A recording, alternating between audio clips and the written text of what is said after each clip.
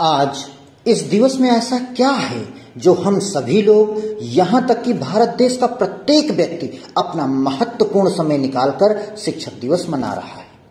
मैं बताना चाहूंगा कि ये दिवस प्रतीक है ईश्वर के समान शिक्षकों का, जो अपने विद्यार्थियों को एक सफल एवं उज्जवल भविष्य की नींव देते हैं।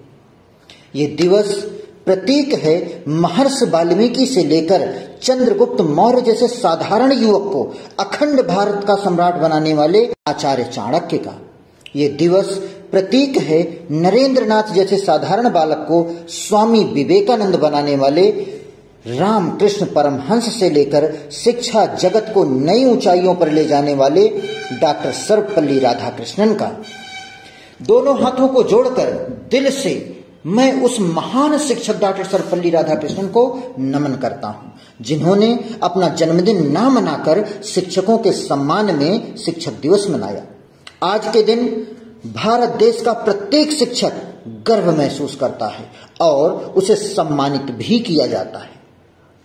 वैसे तो डॉक्टर सर्वपल्ली राधाकृष्णन के बारे में जितना बताया जाए उतना कम है। इनके जीवन की बहुत सी घटनाओं के बारे में आपने सुना होगा, परंतु एक घटना मैं आपसे शेयर करना चाहता हूं। एक बार डॉक्टर सर्वपल्ली राधाकृष्णन भारतीय दर्शन का व्याख्यान करने के लिए इंग्लैंड गए। वहां पर बड़ी संख्या में लोग उनका भाषण सुनने आए थे। वहीं पर एक अंग्रेज ने उनसे कहा कि तुम भारतीय लोग कितने बिखरे हुए हो, कितने अलग अलग हो।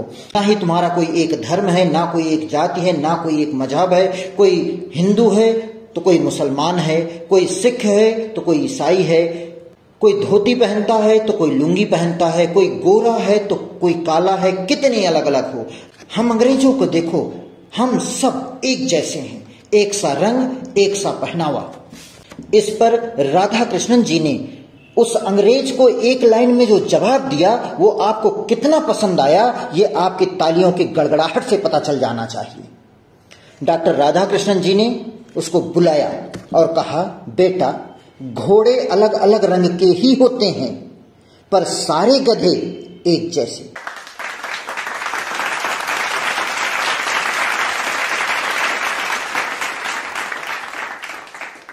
समय और समझदारी दोनों ही बहुत अलग अलग चीजें हैं, दोनों एक साथ नहीं रहते।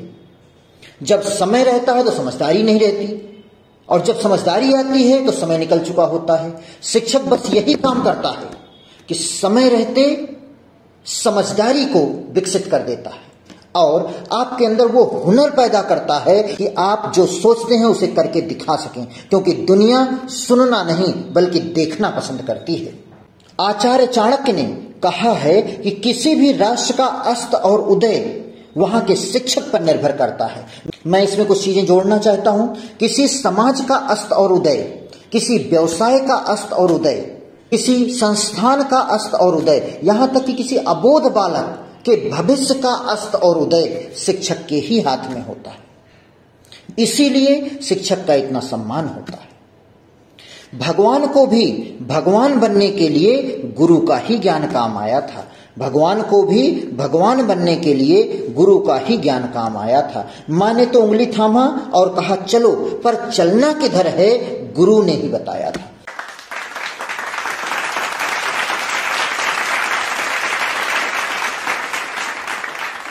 अंत में मैं सिर्फ इतना कहना चाहूंगा कि शिक्षक और सड़क दो ऐसी चीजें हैं जो खुद तो अपनी जगह पर रहते हैं, परंतु दूसरे को अपनी मंजिल तक पहुंचा देते हैं।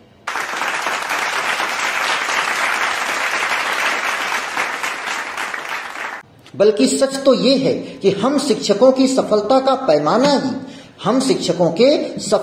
पैमाना ही आपका सफल हो जाना है।